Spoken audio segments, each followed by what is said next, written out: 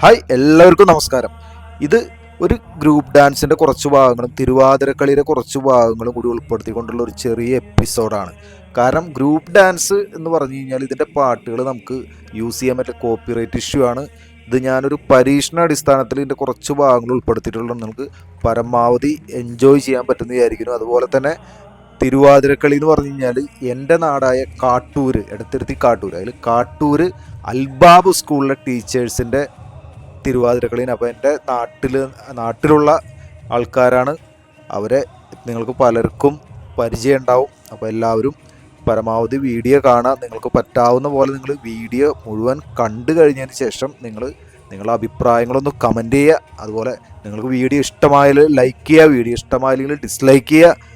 ഇത്രയും പറഞ്ഞുകൊണ്ട് പുതിയ എപ്പിസോഡിലേക്ക് ഒരിക്കൽ കൂടി എല്ലാവർക്കും സ്വാഗതം. നിങ്ങളിത് കണ്ടുകൊണ്ടേയിരിക്കുക. CBSE ടീച്ചേഴ്സിൻ്റെ കലോത്സവം ഇരിഞ്ഞാലക്കുട ശാന്തിനികേതൻ പബ്ലിക് സ്കൂളിലായിരുന്നു. ഞാനവിടെ പോയിട്ടുണ്ടായിരുന്നു.